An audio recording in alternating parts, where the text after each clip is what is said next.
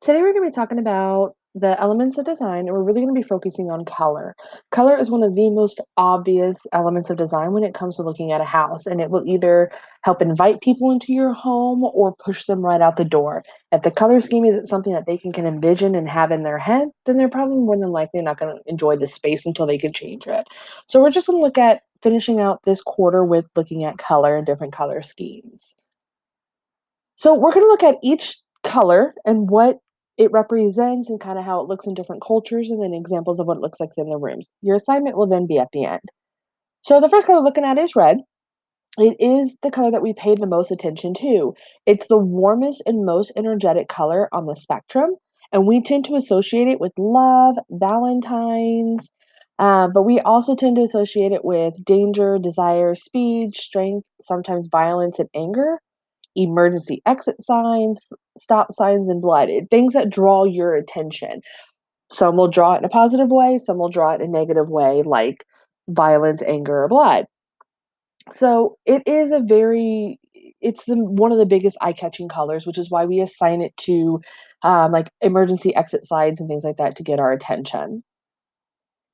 It can also evoke a flight or fight response, which can also raise your blood pressure, makes your heart beat faster, which is why sometimes when people are in a red room, it's very overwhelming to them because it's a lot of color in such a smaller space. And if it's especially if it's a very, very bright red, it can really honestly irritate uh, people and not realize that it's actually happening. So it would not be the color of choice for like prisons or hospitals.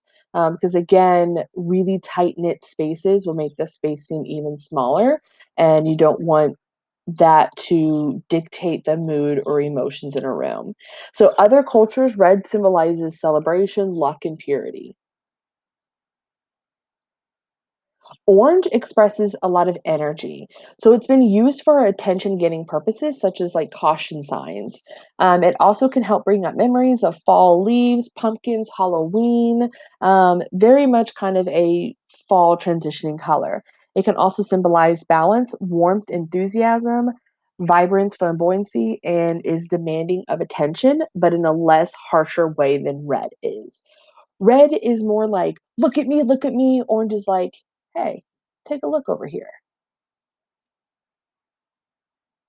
So, yellow represents joy, happiness, optimism, idealism, imagination, hope, gold, philosophy.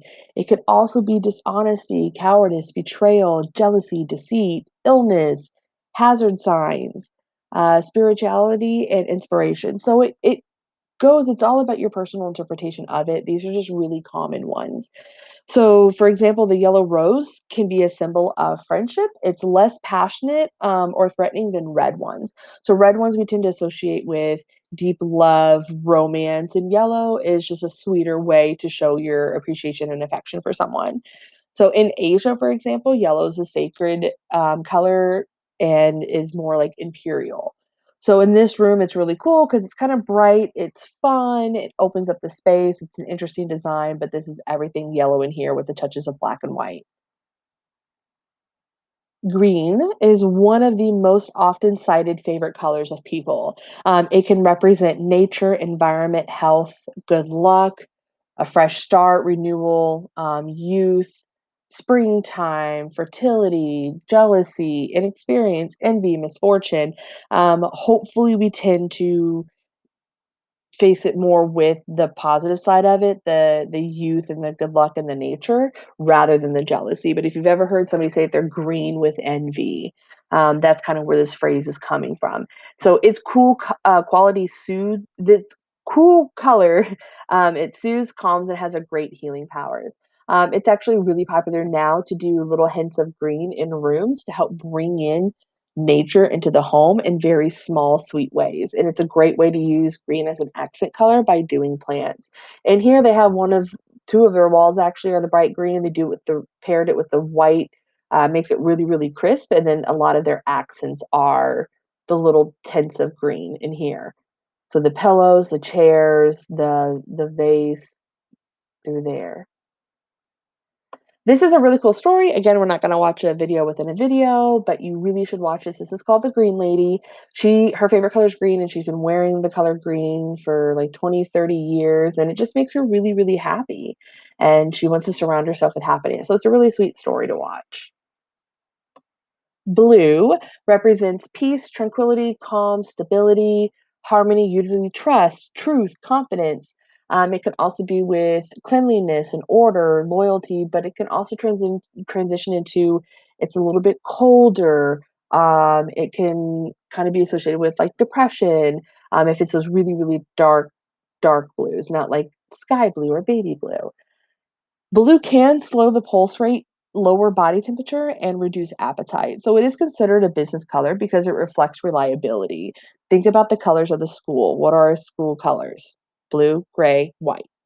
So different shades of each of those, but it kind of helps that it's a calming effect in there. It's not overbearing, and it's a place that most of you guys consider to be really reliable and stable for you. Purple can represent royalty and spirituality, nobility. It can also represent cruelty, arrogance, and mourning, so a type of sadness. It is considered an exotic color. Cool way how purple dye used to come about. It was actually made from the mucus gland of a snail. So it required thousands of snails to yield just 1 gram of the dye, so causing it to be a color only nobles could afford. So a lot of your royal families, this is like a long time ago before we figured out how to produce synthetic dyes. But that's why whenever people had purple or wore purple, it was looked upon that you had royal blood or you were very, very rich. So we also learned that you can derive it from plants like the indigo plant to get kind of a special shade of like a purple blue. So it was very hard to come across purple dye to have purple like fabric or to have purple in your home. White is what we see when all the colors come together in perfect balance. So it can represent reverence, purity, simplicity, cleanliness, peace. It can also represent snow, winter, marriage, innocence.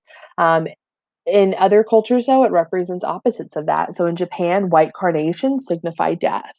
Uh, in Eastern cultures, white symbolizes coldness and sterility. So it's not really a color that you want to use a lot. Over here in the US, I think we tend to see it as purity, simplicity, and cleanliness. Um, and it's really common to see it that way. Black is the absence of light and therefore the absence of color. So black can represent power and sophistication, formality, elegance, wealth, also a little bit of mystery and anonymity, but it can also represent sadness, remorse, mourning, and death. So gray is associated with stone. So it is a bit of a nature color, but it's more of the neutral nature, not the good luck nature as in green. So it's usually used in more modern furnishings. So this is more kind of a modern apartment here. They used a lot of gray. They pulled in a little bit of nature with some green, and they wanted to draw attention to this form right here. So that's why they did it in red. So it can be depressing and boring if you don't mix in those pops of colors or if you don't add in different types of textures or things like that. So it can become really bland and really boring. So you have to spice gray up. And the last one is brown. So brown is similar to orange in its feelings. We tend to associate brown also with kind of earthy woodland kind of colors. It's a very soothing, warm color. It's very inviting. So it's used in the background of many color schemes. Before, when gray was not as popular, a lot of times when you would purchase a new home, people would paint their homes in different shades of brown. So they would do really, really light beige and tans to make the home seem more inviting and cozy. Now people tend to paint it gray because gray is more neutral and people can decorate with any type of color, whereas brown tends to be a little bit more warmer. People want to not necessarily always pair a blue or a purple with brown, but they would pair a blue or a purple with gray because of the neutrality of gray in general. So there's different variations of brown, cream, tan, brown, dark brown, beige. These are often used in a lot of neutral color schemes. But again, this in here is very inviting. It's got the nice, warm, rich colors in there. So your assignment, you are going to be a designer hired to consult with future clients, or even your take on how you'd want to decorate your own space. So each question is a short scenario asking for your professional opinion. Make sure to use the notes to help you answer the questions for each client.